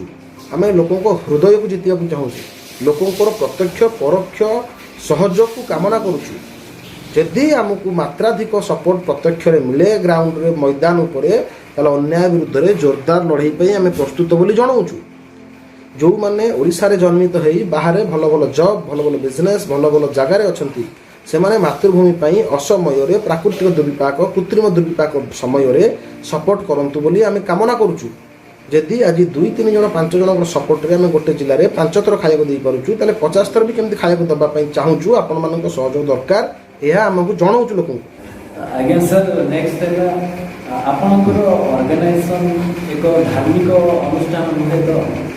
ଶୁଣନ୍ତୁ, ଯେଉଁଟା କହିଲେ ଧାର୍ମିକ ଅନୁଷ୍ଠାନ, ମାରୁତି ହେଉଛନ୍ତି ମହାବୀରଙ୍କ ନାଁ। ସେନାର ଅର୍ଥ ହେଉଛି ଫାଇଟର, ସୈନିକ, ଯେ ନିଃସ୍ୱାର୍ଥପର ଭାବରେ ଜୀବନର ପ୍ରତି ମୁହୂର୍ତ୍ତକୁ ଜଳାଞ୍ଜଳି ଦେବା ପାଇଁ ପ୍ରସ୍ତୁତ। ମୁଣ୍ଡରେ କଫନ ବାନ୍ଧିକି ରାତି 2ଟାରେ 3ଟାରେ 5ଟାରେ ସମାଜ ପାଇଁ ବାହାରି ପାରିବ। ଯେଉଁ ସମୟରେ କରୋନାରେ ଲୋକମାନେ ଝରକା ଖୋଲୁନାହାନ୍ତି, ସେ ସମୟରେ ଆମେମାନେ ଶହ ଶହ ଲୋକଙ୍କର ଛୁଉଁଛୁ, ତାଙ୍କ ସଂସ୍ପର୍ଶରେ ଆସୁଛୁ। ନିଜେ ହାଣ୍ଡି ଡେକ୍ଚି କରି ମାଜି ସଉଦା ଯୋଗାଡ଼ କରି, ଅଟୋ ଯୋଗାଡ଼ କରି, ପରିବା ଯୋଗାଡ଼ କରି ବୁଲି ବୁଲି ଆହାର ଦେଉଛୁ। କାହିଁକି? ଆମେ ଜୀବନକୁ ଡରୁଛୁ ବୋଲି। ଯେତେବେଳେ ଲୋକ ଛୁଟି ନେଇଯାଉଛନ୍ତି, ଘରୁ ଛାଡ଼ିକି ଗାଁକୁ ପଳାଉଛନ୍ତି, ସେ ସମୟରେ ଆମେ ବୁଲି ବୁଲି ଲୋକଙ୍କୁ ଖୋଜି ଖୋଜି ସେବା ଯୋଗାଉଛୁ। ତା ମାନେ ଯେଉଁମାନେ ଡ୍ରେସ୍ ଉପରେ ବର୍ଡ଼ରରେ ଅଛନ୍ତି ସୈନିକ, କିନ୍ତୁ ସମାଜସେବୀ ମାନେ ମଧ୍ୟ ଆମେ ସୈନିକ ରୂପରେ ଗଢ଼ି ତୋଳିବା ପାଇଁ ଏହାର ନାମକରଣ ମାରୁତି ସେନା ରଖିଛୁ। ଆପଣଙ୍କ ଅର୍ଗାନାଇଜେସନର ମେନ୍ ଆଇଡିଓଲୋଜି ଏବଂ ପ୍ରିନ୍ସିପଲ ସମ୍ବନ୍ଧରେ ଟିକେ କହିବେ? ମାନେ ଆଉ ଟିକେ ବିସ୍ତୃତ ଭାବରେ କୁହନ୍ତୁ। ଆପଣଙ୍କ ଅର୍ଗାନାଇଜେସନର ଆଇଡିଓଲୋଜି, ଫିଲୋସଫି। ଆଚ୍ଛା, ଆମର ସଂଗଠନର ଆଇଡିଓଲୋଜି ହେଉଛି ଘରେ ବସି ଚିନ୍ତା କଲାବେଳେ ସମାଜ ପାଇଁ ମୋତେ ଯେଉଁଟା ଦେଖାଯାଉଛି, ସେଇଟା ବହୁତ ବଡ଼ ବଡ଼ IAS officer, IPS officer, IAFF officer ମାନେ, OS ଅଫିସର ମାନଙ୍କୁ ନେଇକି ଯେ ସରକାର ଗଠନ କରିଛନ୍ତି, ତାଙ୍କ ନଜରକୁ କେମିତି ଆସୁନାହିଁ। ତେଣୁ ଯଦି ସମୟ କେବେ ଆସେ, ଆମେ ସେ ଷ୍ଟେଜକୁ ଯାଉ, ତ ଆମେ ସେଗୁଡ଼ାକ କରିବୁ ବୋଲି ମନରେ ଆଶାକୁ ଉଜ୍ଜୀବିତ କରି ଆଗେଇ ଚାଲିଛୁ। ସେଗୁଡ଼ିକ ହେଉଛି କ'ଣ? ସେଗୁଡ଼ିକ ହେଉଛି ଓଡ଼ିଶାର ଚିକିତ୍ସା, ସ୍ୱାସ୍ଥ୍ୟ ବିଭାଗ। ସ୍ୱାସ୍ଥ୍ୟ ବିଭାଗ କ'ଣ? गोटे धनी लोकर परिवार रे तार बापा माँ स्त्री स्वामी तांको पई जो भल पाइबा जो स्नेह जो आदर सेटा कौन स्नेह आदर गरीब लोकर प्रेम स्नेह भावना यार कौन किसी मूल्य नहीं ताहले जदि गोटे चिकित्सा पई जड़े आज पैसार अभाव पई निजर परिवार क्या हरौची निजर आत्मीय स्वजन को हरौची यह केते दुखदायक होइथिबो पैसार तारतम्य थाई पारे किंतु संपर्क न थाए जदि ओडिशा सरकार समस्त को सठिक चिकित्सा जोगई दियंते प्रत्येक लोकर प्रत्येक रोग को मागणार चिकित्सा करा जाई पारंता केते लोकंकर जीवन रही जानता केते बापा पुओ को हरांतेनी केते छुआ बापा माँ छेउंड होंतेनी केते लोक निज भाई के हरांतेनी केते लोक निज भौणी के हरांतेनी केते लोक शांति रे गरीब होंतु धनी होंतु निज परिवार सहित जीवन जाक बंची पारंते तेणु या उपरे आगामी दिन में कार्य करा जिवो एटा हमर संगठन रो माइंड रे अछि आउ गोटे टॉपिक कोंतु आउ गोटे मुद्दा अछि एटा होछि एटा गला चिकित्सा सेटा हला शिक्षा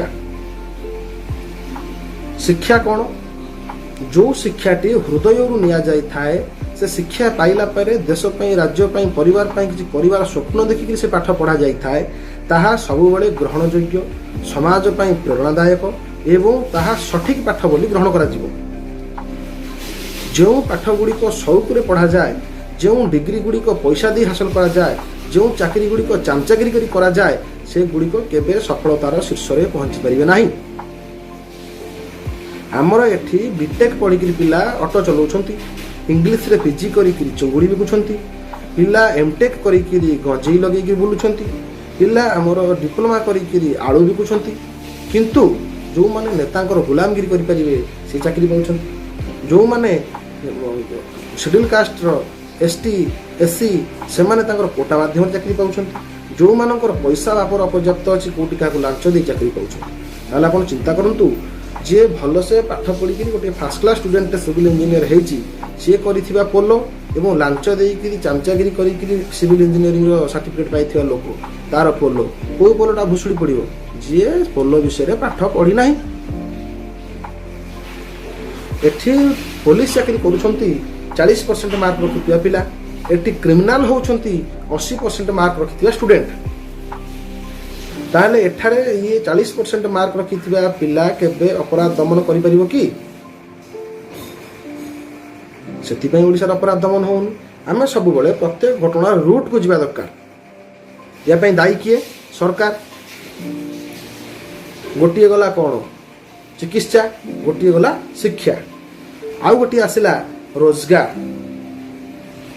हमर ओडिसार मुख्यमंत्री जदि 21 वर्ष भितर भाबी थांते 30टा जिल्ला रे गोटे जिल्ला रे गोटिए गोटिए प्रोडक्टर गोटिए गोटिए कंपनी करा जिवो जोठी हमर 1000 2000 5000 10000 युवक युवती चाकरी पाई परिबे ओडिसार जागा अछि बाहरे बिल्डर्स ठारू आरंभ करी बड़ बड़ शिल्पपति उद्योगपति अपेक्षारत अछंती तांकर पैसा हमर जागा आम ओडिसार 30 जिल्लार 3 लाख लोक चाकरी पाई पारथांते ताले हमर 5 लाख 3 लाख लोक दादन खटियो कहीं जाते जदि आमर एठी आमर प्रत्येक घरे समस्ते चाहती बापा ड्यूटी गले केतळु आसीबे बो चाकरी करिया गला केतळु आसीबो स्वामी स्त्री की अपेक्षा करिता केतळु घर को फेरले हम मिसिकरी खाइबु कथा हबु माँ पुओ को अपेक्षा करते मो पुओ केतळु कहीं आसीनी ताले जो माने जोड़े खाइबा जोगाड़ करिया पई राज्य ठारू दूर को देश ठारू दूर को मास मास धरी जाउछंती सेमानकर परिवार को कष्ट हो नथिबो सेमानकर कोन मन रे नथिबो मु फेरिले मो स्त्री की देखंती सब दिन मो पुओ को देखंती मो पुओ को गाइड करंती मो मार स्नेह करंती ताको मन रे नथिबो सेमाने को प्रतिदिन चिंता नथिबे मो झियो हाई स्कूल ले पढिलानी केमिति जाउथिबो केमिति आसुथिबो रा सुविधा हला कि असुविधा हला बापा माने दादन खटिया जिवे एटी किए झियो को बलात्कार कर सेलानी भाई माने रोजगार करिया जिवे एटी घरे पसी किए भौनी रो डकायती कर सेलानी ताले सेमाने सेठी रोजगार करिवे कष्ट करिवे पुनी सब समय रे चिंता रे रहिबे काहे कि ना ओडिसा रो अपराध विषय रे समस्तनकर यथार्थ ज्ञान अछि ताले एति पई दायी के सरकार आउ रहिला या पर जिबा हमर न्यायिक पद्धति पूर्व न्यायिक पद्धति होची कोन अपराध किभली नियंत्रण रे रखा जाई परिबो ना नहीं जणे आईपीएस ऑफिसर यदि चाहिबो गोटे जिल्ला रु 90% अपराध कमे देई पारिबो जदि ओडिशार पुलिस विभाग प्रशासनिक विभाग गोटे थर मीटिंग करेंगे 30 जिला को गोटे गाइडलाइन देवे जो मानकर 5 रु ऊर्ध्व अपराध रही शुण तमें गोटे जोड़े 2टा 3टा अपराध में फसी जाए तो दुर्घटना होता ही पारे ना नहीं भूल भाग घर पाखे गाँ पाखे गंडगोल हो अलग कथा ना नहीं किंतु लगातार तमे केस करूच माने तमे जणे जनाशुना पेशादार अपराधी से माने रही समाज रे कौन उन्नत करूछंती का धमकाउछंती का डराउछंती का बटी नउछंती का हाणुछंती का फुटाउछंती का फाइनिंग करूछंती तो ये समाज रे उन्नत कौन करूछंती जदि 30 जिल्ला रे गोटे लिस्ट बाहरियो जो मानकर 5 रु ऊर्ध्व मामला से समस्त को नॉन अवेलेबल वारंट रे अरेस्ट करा जाय कि जेल रे रखा जिवो ओडिसा रे 30 टी नुआ जेल रो निर्माण करा जिवो जो गुडी को बहुत बड़ बड़ संख्या रे लोक अधिक रही परिबे एवं जो माने पेशादार अपराधी से जो मानकर जघन्य अपराधी से प्रति जिल्ला रो गोटे 100 जन अपराधी लिस्ट बाहर 3000 अपराधी ओडिशा रे 30 जिल्ला रो एवं 3000 अपराधी को शूट आउट एनकाउंटर पाई परमिशन दिया जिवो जेते बेले सेतिरु 10 टी क्रिमिनल को एनकाउंटर कर दिया जिवो गोटे जिल्ला रे तापर आपन को लागुची जे अपराधी माने खुला रास्ता रे बाहरिबे ओडिशा रे रहिबे ताले एटा काहे करा जाउनी से कौन समाज रो करूछंती का झियो को बलात्कार करूछंती का घरे पसी डकायती करूछंती का गला काटी दउछंती का गुली कर दउछंती से माने समाज रे रही करिवे कोन बलात्कार कोन केबे आईएएस अफसर को झियो हेछंती डकायत रो शिकार कोन केबे आईपीएस अफसर को पुओ हेछि दादा बटी कोन केबे ओएस अफसर घर लोक देइछंती सफर गरीब लोक होइछंती तेणु गरीब लोक जानती तार दुख कोन जदि तमे एही आईन टाकू प्रतिपादित करंत ओडिशा रे गुंडा तो गुंडा गुंडा को तुम फोन कर डाकिबा आज्ञा आसतु दादा बटी नहीं जीवे से नाई नहीं आज्ञा मु केरल रे आसी माटी ओडिया को मु वर्तमान बांगालोर रे बिस्कुट कंपनी रे चाकरी कलिनी मु आज्ञा केरल बांगालोर तापर सूरत गुजरात सब गुंडा माने सियाड़े मिलिबे काहे कि ना ओडिशा रे भयर वातावरण सृष्टि हेइबो अपराधी मानक मन रे एटा हेइ परिबो ना नहीं काहे कि करू नाहंती सरकार चिकित्सा स्वास्थ्य अपराध रोजगार कहीं दौना तापर रहिला बलात्कार नारी को सम्मान नारी प्रति भय एठारे जते बेले गोटे झियो को बलात्कार होउची तम मन रे संगे संगे को भावना आसीबो तम भौणी के बलात्कार हेति कोन आसीबो मु से जेल हो सुली हो फांसी हो कोर्ट हो कचरी हो मु त मार देबी किंतु सरकार कौन आसूची तुम जाओ एफआईआर दियो साक्षी जोगाड़ कर चार्जसीट आसू विचार चालू से को केस लगी 17 वर्ष 18 वर्ष 15 वर्ष जदि 30 दिन 30 डेज भितर इनक्वारी रिपोर्ट आसो आजीवन कारादंड हम एवं फांसी दिज्व 30 जिले में 300 रेपिस्ट को फांसी दिज्व 30 दिन भितर रेप हम ओडिशा रे हेबो हेइ परिबो कि बढ़िबो रे बढ़िबो ओडिशा रे अच्छा ताले जदि ये भावना गुडी को मु जने साधारण मनुष्य है कि मो मुंडू को आसी पारुची एडे एडे आईपीएस आईएएस ओएस सब अछंती सरकार चलाउछन ताको मुंडू को आसुनी सरकार गढी कि करिवे कोन माने कोन पई सरकार करछंती काहे करछंती जो शासक निज प्रजा को खुशी दे पारिबनी सुरक्षा दे पारिबनी रोजगार दे पारिबनी शिक्षा दे पारिबनी स्वास्थ्य परीक्षा करि पारिबनी से शासक हे के लाभ कोन बहुत सुंदर भावे व्याख्या करछंती सेति पई बहुत बहुत धन्यवाद तो मु नेक्स्ट किछि प्रश्न पचारिया पई चाहे अल्प निश्चित आपण जहा पचारिबे सब मु उत्तर देबा प्रस्तुत अछि आपण कहि परिबे कि आपण किभଳି भावे आगो को आमर सारा ओडिशा रे आपणकर मारुति सेना ऑर्गेनाइजेशन को एक्सपांशन करबा पई चाहुछंती केउ केउ क्षेत्र रे कार्य करबा पई चाहुछंती किभଳି भावे आपणकर स्ट्रेटजी प्रस्तुत हो रही छी मारुति सेना वर्तमान जो सब दिग रे निज सक्षम अनुसार काम करूची एवं जो जो दिग गुडी को सरकार सेतिरे अपारग जोटा आपन के डिस्कशन करली जदि केबे समय आसे जदि केबे समर्थन मिले तो राज्य को एमिति गोटिए सरकार बा एमिति गोटिए सुशासन बा एमिति गोटिए शासकों को भय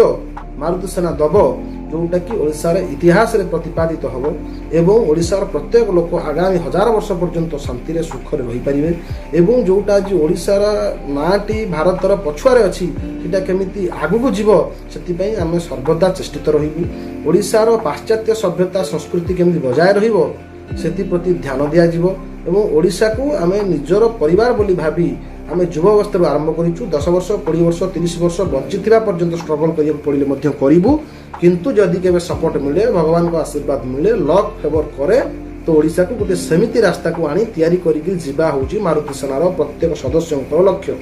बहुत सुंदर विषय। तो नेक्स्ट प्रश्न पचारिबा पई चाहे जे आपन को लागू कि वर्तमान राजनैतिक परिस्थिति वर्तमान परिस्थिति रे आपण 100% हेई परिबे बोली आपन को लागू एवं हेई परिबी बोली मो घरे सोईकरी स्वप्न देखिकरी कहूनी। जड़े जड़े बड़ लोक कही स्वप्न राति निदेरे शोकरी बेड रे देखुवा जिन को स्वप्न कह जाए स्वप्न तुमको राति शुआई दिए ताकू कह जाए स्वप्न आ स्वप्न देखुची आउ से स्वप्न देखुची नुहे ताकू ग्राउंड रे आनिकी लगाउची एवं तार सफलता पाउची। जो समय रे जो स्वार्थवादी दुनिया रे निज परिवार रो जणे दूरे रही फोन करी कहले मध्य सहयोग जोगई देबेनी मु सेही समय रे गोटे जिल्ला रे रही ओडिशा जाकर रे बहुत सारा राज्यर बहुत सारा कोण अनुकोण रे सेवा जोगई देबा पई शह शह भाई भणी सपोर्ट करूछंती। शह शह गुरुजन माने आर्थिक सपोर्ट दउछंती किए ज्ञान दउची किए अर्थ दउची किए खाद्य दउची किए वस्त्र दउची लोक मानक पई किए सहयोग हाथ बढ़ी दउची किए सहयोग पाइबा पई हाथ पतउची आमे होछु तार माध्यम। जदि मु गोटे साधारण पिला दिने एकुटिया आरंभ करथिबा संख्या एकुटिया आरंभ करथिबा योगदान एकुटिया आरंभ करथिबा संगठन आज ओडिशार कोण अनुकोण रे पहुंची पारिछि एवं 10,000 सदस्य थाई पारंती किंतु 10 लाख लोक मते पसंद करंती मते फॉलो करंती ताले आउ वर्षे 2 वर्ष 3 वर्ष 5 वर्ष 10 वर्ष भितरे सारा ओडिशा लोक मते फॉलो काहे की करिवेनी सपोर्ट काहे की करिवेनी मु ना किछि स्वार्थ अछि ना किछि पाइबार आशा अछि ना किछि हरैबार भय अछि। तेणु जो दिन लोक मैंने हृदयंगम करेंगे जे आम जहाँ बोली ताकू विश्वास करुचे जो पुओटी निजर राज्य देश 24 घंटा दे लड़ुची ताकू कहीं करवा ना जब हृदयंगम करेंगे सफलता निश्चित मिल जोटा आज अल्प सहयोग देकी मुझे शांति पाइबारूनी सेटा ओडिशार घरे घरे दवाई मुझे सबुदिन चेष्टित रही। नेक्स्ट आपण अनुष्ठान को किभली भाबे फंडिंग होउची ता विषय टिके कहिबे कि फंडिंग किभली भाबे होउची किभली भाबे आपण मान को आर्थिक सहायता सहयोग मिलुची ता ऊपर टिके कहिबे। निश्चित आमर बहुत लोक धारणा थाए जे जड़े एमएलए एमपी मध्य निज निर्वाचन मंडली समस्त सहयोग जोगी पारुनी ये जड़े साधारण मनीष ये 20 जिलार 50 सहर में अविरत सबुदिन क्या रक्त क्या फल क्या खाद्य क्या बिस्कुट क्या पानी क्या चिकित्सा क्या राशन केमिति जोगाउछंती एटा होची प्रत्येक सदस्य मानकर मोर भल पाइबा प्रत्येक सदस्य मानकर डेडिकेशन एवं तांकु से लेवल को से लाइन को आनिबा पई मोटिवेशन चिंताधारा मु देइछि। सेटा कोन आपण मो पैसा नै करी यदि गरीब को बिस्कुट देबे से आपनकर धर्म हबनी से धर्म मो पाखु आसीबो। यदि आपण को पैसा रु आपण को समय रु सेवा करिवे ताले से धर्म ग्रहण योग्य से सेवा आपण को शांति दबो। यही गोटाक मुद्दा मु समस्त बुझेछि एवं प्रत्येक जिले में प्रत्येक अंचल में प्रत्येक गाँ सहर में जो भी सेवा होची आम सदस्य माने निजे पैसा दियंती निजे समय दियंती एवं बहुत लोक अछंती जो माने मते फोन रे जोगाजोग करंती जे भाई आमे भी मातृभूमि पे करिया को चाहूचु किंतु आमे ओडिसा रे नाहु आमे भारत रे नाहु मु तांको बुझाए गोटे जेकोसी लड़ई कि युद्ध कि सेवा पाई दुई प्रकार योद्धांकर आवश्यकता थाए। गोटे हूँ प्रत्यक्ष योद्धा गोटे हूँ परोक्ष योद्धा। परोक्ष कौन आमर जड़े दुबई रे अच्छी मालेशिया रे अच्छी ओमान रे अच्छी से हेटी लक्षे टंका रोजगार करुच्ची निज मातृभूमि पर तो 1000 टंका पठे पार ना एठी आमर 2 जन 5 जन 10 जन भाई भुवनेश्वर रे पुरी रे केन्द्रापड़ा रे मयूरभंज रे अच्छी सेमानकर इच्छा गरीब को बुली बुली खाଇବା बांटिबा किंतु लॉकडाउन रे रोजगार नहीं किंतु इच्छा शक्ति अच्छी समय अच्छी ताहले जदि से लोकर पैसा आंकर इच्छा शक्ति श्रम तांकर अर्थ आंकर श्रम मिसीगला सेवा ही गला यही जिनसा मुझे समस्त बुझाए एवं एपाई लोक बुझती बहुत लोक दूर रही माँ मैंने चाकरिया बाबा मैंने भौणी मैंने बाहर रोकता बिजनेसमैन मैंने सपोर्ट करती एवं ग्राउंड रे आमर भाई भौणी मैंने सेवा करती तेणु यही प्रोसीजर समस्त ओडिशा आगे जातु सेवा भी आगे जीव ना एथि बहुत पैसा दरकार ना बहुत बड़ मनीष हवा दरकार ना बहुत बड़ बैकग्राउंड दरकार सरल जीवन यापन उच्च चिंताधारा दरकार जोटा कि मो ठारू जानी आउ किसी क्या जानी से कहीपरि मो निजर अंगे लिवा कथा निजर एक्सपीरियंसटा कहली।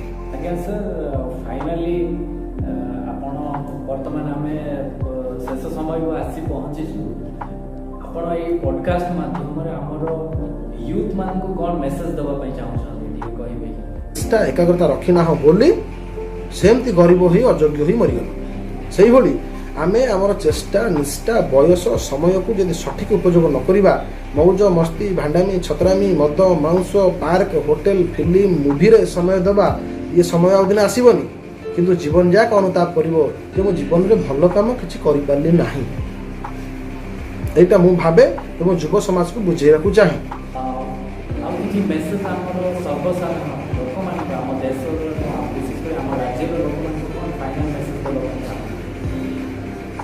आमर साधारण लोक मानू देशर लोक मानू एतिकी मेसेज देवाक चाहिए आम समस्ते गोटे छोट कथा आप अनुवाद करूँ खाली निज माइंड रे आमर ओडिशा रे 4.5 कोटी कोटिपति लोक तो 450 जन थे 450 लोक जो माने कि विशिष्ट शिल्पपति 100 कोटी ऊर्ध्व थे ना नहीं 147 विधायक मंत्री बिल्डर एमती देखले एमान पाखरे हजार हजार कोटी टंका थिबो तो मु पैसाटा को सेया भावे जे पैसाटा निजर वस्त्र खाद्य बासगृह परिपूर्ण कर सारा पर पैसार अर्थ केवल कागज ही थाए जेते दिन पर्यंत शिक्षार लक्ष्य चाकरी थिबो तमे चाकर होइकि ही जन्म होबो जेते दिन पर्यंत समाज पई किछ करिवार इच्छा शक्ति थिबो तमे मालिक होइकि विदाय नबो तेणु जो जिनसटा मु आपन कहली समाज पई जेते बेले गोटे गरीब लोक भोक हेले भात खाउची मुकेश अंबानी अनिल अंबानी भी भात खाऊे आमे पोड़ा हाँपाई झाऊ काठ दरकार सी जब सुनार काठरे पोड़ा चाहिए अभाव ना किंतु सही काठरे पोड़ा शोवाई दामी खटर दामी पलंकर उच्च लग्जरीयस गदी दरकार नहीं दरकार शांति सम्मान रे बंचापी दामिकिया ऑर्नामेंट्स दरकार नहीं दरकार बेकरे झुलुथिबा शब्द आलंकरिक शब्दर समाहार प्रशंसा तुमको सम्मान दिए दामी गहना दामी गाड़ी सम्मान दिए नहीं तेणु आपण माने घर द्वार जगह बाड़ी बिकिकी सेवा करंतुनी किंतु ये सब पूरण कर सारा पर अल्पे बहुत तो सेवा मनोभूति रखंतु अल्पे बहुत तो क्या करंतु केते लोक थांती जीवन सारा केवल गोटे जिनस कहती जे आमे करिबा या पर करिबा प्रथम जो कह जाए आ चलना स्टेशन पाखे खाଇବା बांटिबा ना हाँ बांटी था मसरे कौन है कि घर भड़ाटा दे भारी टेंशन रोचे रोजगार पत्र ना कोरोना घर भड़ाटा दे 2 मास पर 4 मास पर पचारे भाई आउ कि डाली चाउल जोगाड़ करूँ कि सेवा करवा भिकारी मान पंगु लोक बांटा ना हाँ करें सब घर भड़ा केते दिन घर भड़ा देवी टाउन जगह गोटे छोटिया जगहटे कि कौन करवा से जगहटा लोन फोन कर कि सरी जाऊ तापर सेवा करवा पुणी 6 मास पर पचरा जीव भाई सेवा करवा ना जगहटा सीना किदेली टे बाउंड्रीटा बुले भावुँ 2 बकरा घर करके पड़ेबी तापर सेटल हो आउ किसी टेंशन न तापर सेवा करवा पुणी 6 मास पर पचरा भाई सेवा आरंभ करवा ना आजबेस्ट घरटा भारी गरम हो रही होनी भावी कौन कि 2 बकरा हो छात पकईदेवी और जहाँ जुआड़ बाली गोड़ी सीमेंट धार में आनीदेवी करदेवी तापर आ किसी टेंशन न पचरा भाई कौन सेवा किसी हेल्प करेंगे ना कौन करी कि 2 बकरा करी आम गोटे गेस्ट रूम आ गोटे स्वामी स्त्री छुआ बड़ है तेणु भावी दोताला गोटे रूम करदेवी कारण स्टडीटा बहुत डिस्टर्ब होटे से करवा तापर पुणी पचरा आज्ञा सेवा करवा ना कौन करवा कि मुझे प्रोब्लेम में फसीगली एक्चुअली पुओ पढ़ुची भुवनेश्वर में झील पढ़ुची कटक तो टाउन पर से जगह किदेली कि भुवनेश्वर कटक भावुँ छोटिया जगहटे कि छोटिया फ्लाटे किदेवी तापर ठार जीवन जाक सेवा करी पचरा आज्ञा सेवा करवा ना सेवा भाई करते कौन कि झील जिद करुच्ची जे समस्त कार अच्छी आम कार ना बाइक केते दिन जावा गाँव को जावा वर्षा दिन हैरान होचे गोटे कारटे कि तो किस्ती दे पारूनी किस्तीटा टिके क्लीयर हो जाऊ तापर सेवा करवा तापर पचरा जो सेवा करवा सेते बेलू आसी बयस हो 60 वर्ष सी चिंता करुवे कौ औषधटा खाइले केते दिन बंची राति खास हो शोई पारुनी दिन में ब्लड प्रेसर संध्या बेले डायबिटीज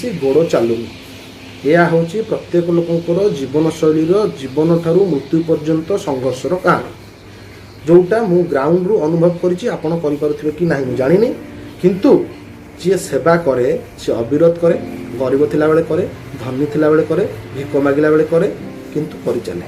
ଯିଏ ସବୁବେଳେ କରିବି କରିବି କରିବି ସେ କେବେ କରିପାରନ୍ତି ନାହିଁ।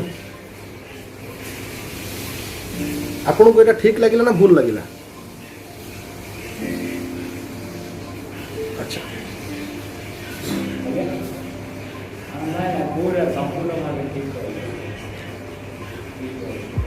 ସରକାରଙ୍କୁ ଏତିକି ମେସେଜ ଦେବାକୁ ଚାହିଁବି, ବିରୋଧୀ ଦଳର ଲକ୍ଷଣ ହେଉଛି ବିରୋଧ କରିବା।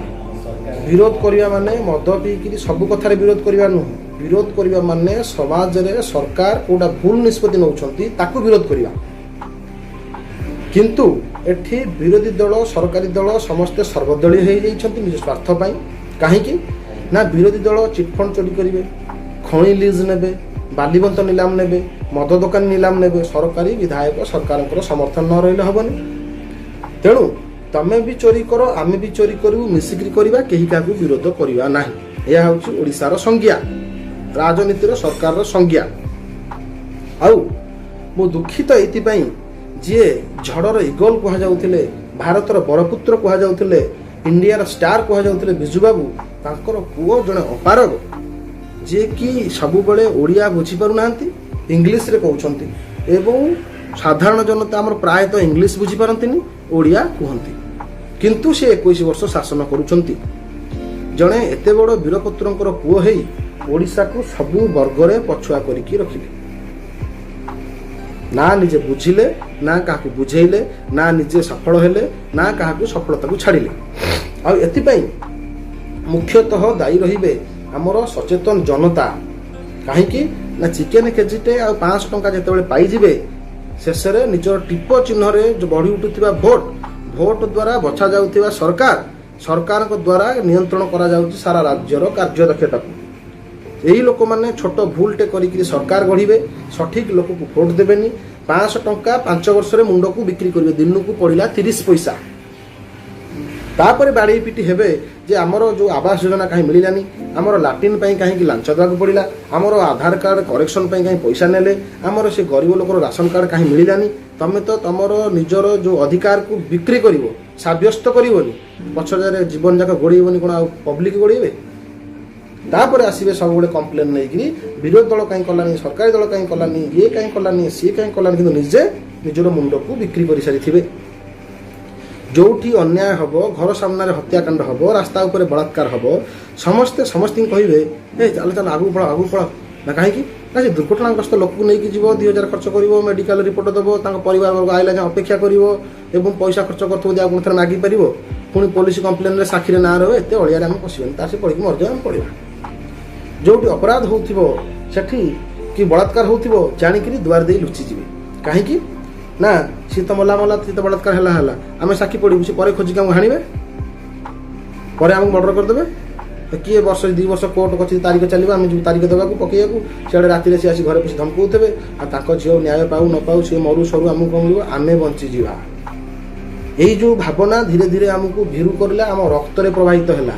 ଏବଂ ଯେତେବେଳେ ତମେ ଭାବିଲ ପଡ଼ିଶା ଘରେ ବଳାତ୍କାର ହେଇଛି ଆମେ ଯିବାନି, ତମ ଘରେ ଯେଉଁଦିନ ଡକାୟତ ପଶି ହତ୍ୟା କରିବେ, ସେ ପଡ଼ିଶା ଘରେ ବି ସେଇଆ କହିବ, ଆମେ ଯିବା, ଆମକୁ ଚୋଟେ ପକେଇଦେବେ, ଆମକୁ ସାକ୍ଷୀ ଦେବାକୁ ପଡ଼ିବ, କିନ୍ତୁ ଆମେ ବି ଯିବାନି।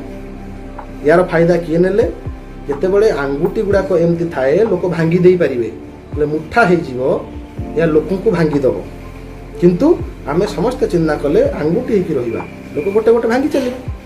ଏଇଟା ସହିବାକୁ ପଡ଼ିବ, କାହିଁକି ନା ଏଇଟା ଆମ ନିଜ ପାଇଁ ହେଇଛି। बहुत सुंदर विषय सर, एक्चुअली बहुत सुंदर एक्सप्लेन कले। फाइनाली आपण आउ किछि कहबा पई चाहउछन सर? आमे वर्तमान हमर पॉडकास्ट रो अंतिम पर्याय आसी पहुंची छु, आउ कोन कहबा पई चाहउछन? आपण जदि भी मोर व्यक्तिगत जीवन ठारू आरंभ करिकि सांगठनिक जीवन पर्यंत, शिक्षार आरंभ ठारू आरंभ करिकि सेवा पर्यंत जहाँ भी पचारिया चाहिए मुझे उत्तर देवी। आउ जदि भी किसी चाहती पचारिया आप पचारि पारती, संपूर्ण विस्तृत भाव में सत्यासत्य उपर उत्तर दे पारि, किसी असुविधा ना। ठीक अच्छे सर, एक्चुअली समय 1 आवर हो 2-3 मिनट बाकी अच्छी, तो आपको मोर यूट्यूब चैनल तरफ एवं सारा ओडिशावासी तरफ आपको बहुत बहुत धन्यवाद देवाई चाहे। आपण बहुत सुंदर भाव में बुझे सरकार अपराधता विषय बुझे समाज सेवा विषय बुझे एवं आपणकर मारुति सेना कौन कौन करुँच आगु कौन लक्ष्य अच्छी एवं कौन कले आमर ओडिशा एक विकसित राज्य परिणत हम एवं दादन खटिबा को आवेनि शिक्षा स्वास्थ्य एवं समस्त क्षेत्र में किभली भाव विकसित हम तापर आप डिटेल्स बुझे आपको आमर राज्यवासी तरफ अनेक अनेक अशेष अशेष धन्यवाद देवाई चाहे सर एवं आपणकर लक्ष्य आपको बेस्ट ऑफ लक कहवाई चाहे आम सारा ओडिशावासी तरफ एवं आमर आशा और विश्वास आपण दिने निश्चित भाव आपणकर जो लक्ष्य अच्छी लक्ष्य स्थल में पहुँचे तो आपको बहुत बहुत धन्यवाद सर। निश्चित मु वर्तमान विदाय नबार शेषरू अल्प किसी गोटे शेष धाड़ी कहबी एटा होची आज ओडिशा रे वृद्धाश्रम खोला जाउची कोन पई तार आवश्यकता कोन पड़िला गोटे बाप गरीब हो कि धनी हो निज पिला रजा छुआ परी पाले निज भोक उपास रुहे किंतु पुओ झीओंकर प्रत्येक खाइबा प्रत्येक पिंधिबा को यथासंभव चेष्टा कर पूरा करिया पई किंतु आमे माने मानविकतार चरम सीमा को अतिक्रम कर सारलेनी जो मानकर घरे जन्म नेले जहार छाती क्षीर पीले जहार पेटू जन्म नहीं मांस पिंडुलारू आज मनुष्यटीए हेले प्रथमे बाहर को आसिला पर सेही मानकु घर बाहर करबा सेही मानकर जो माने दिने ताको किडनी बिकिबा को मध्य प्रस्तुत आम छुआ सफल हो आम घर बिकी दवा सी चाकरी करू आमे भड़ा रहिबा सी काम करू जतले आमे कहे बहुत गरम होउची फैन टेके एसी लगाओ सेतेबेले सी चिंता करंती दिन जाक आमे चला पत्थर बोइबा 500 टका आइले पुओ को दवा पुओ ट्यूशन फीस करू सही माने गोटे दिन पई मध्य से मार क्षीर को बापर बोझ को परिवार सैक्रिफाइस को भाबंतीनी निज स्त्री my wife is my life लेखिकी स्टेटस अपलोड करती भल चाकरी मिलला पर बापा माँ को घर छाड़ी बाहर को पलांती नचेत बुढ़ा बुढ़ी बयस किए डेली चिकित्सा कर औषध खर्च दब जदि लुगापटारे परिश्रा होगा कि झाड़ा होगा सफा कर घर द्वार ओढ़ बाजू बाजू हेल्ले शुणव एगुड़ा किए कर तेणु मनुष्य मैंने एत भी कलुषित चिंताधारा को जातुनी हेरी जे पशु ठारू हीन हो आज यही जो बापा माँ मान हूँ तो क्या कौन लगुथ मुझे रास्तार देखीदिए कि फेसबुक रे भी देखीदिए मो नजर पड़ जाए गोटे अलिया गदारू महिला है कि पड़ी किसी चाउमिन किसी रुटी पंकरे पड़ी किसी रुटी गोटे बुढ़ी माटे काढ़ी खाए मु कलबल होकर फेसबुक को स्किप कर दिए मो नजर न पड़ू से कष्ट सही हम ना कहीं से ही दिन तार पुओ को सबुठ भल जिन सबुठ भल जगह रखि आज से बार द्वार पड़ी पड़ी रास्तार कुकुर बिले भाया मरीज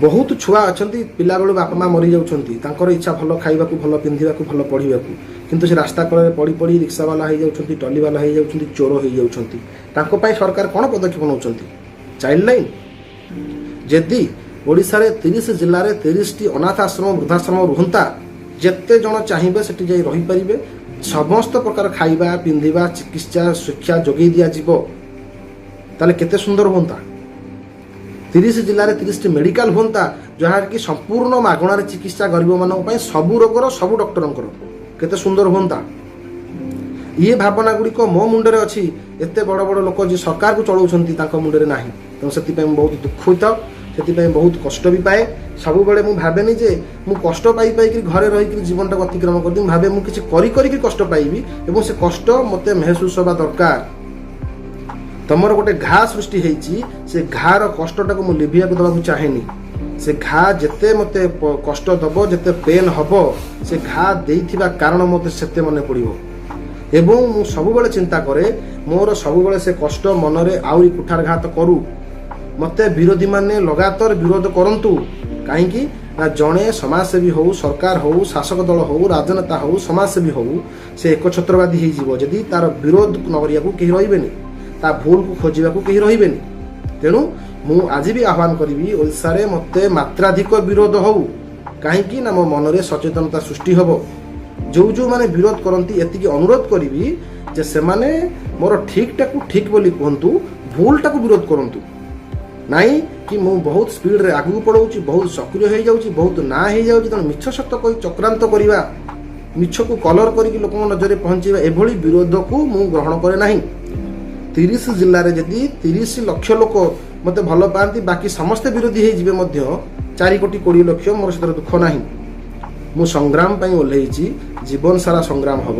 ସିଏ ସାମ୍ନାକୁ ଯେଡ଼େ ବଡ଼ ଅଫିସର ଆସୁ, ନେତା ଆସୁ, ପଇସାବାଲା ଆସୁ, ବିଲ୍ଡର ଆସୁ, ମାଫିଆ ଆସୁ, ସ୍ୱର ଉତ୍ତୋଳନ ହେବ।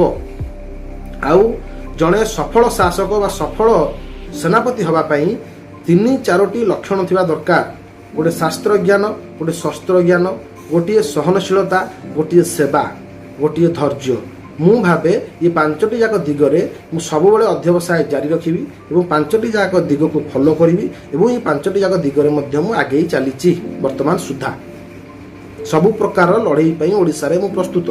ତେଣୁ ମୁଁ ସବୁବେଳେ ଚିନ୍ତା କରେ ଶାସନ ହେଉ, ସରକାର ହେଉ, ସେବା ହେଉ, କିନ୍ତୁ ଶାଳୀନତା ରହୁ, ଧୈର୍ଯ୍ୟ ରହୁ, ଚିନ୍ତାଧାରା ଉତ୍ତମ ରହୁ, ସରଳ ଜୀବନଯାପନ, ମହାନ କାର୍ଯ୍ୟଶୈଳୀ ରହୁ। ଠିକ୍ ଅଛି ସାର୍, ଆଜିର ପଡ଼କାଷ୍ଟରୁ ଆମେ ଅନ୍ତିମ ପର୍ଯ୍ୟାୟରେ ଆସି ପହଞ୍ଚିଛୁ।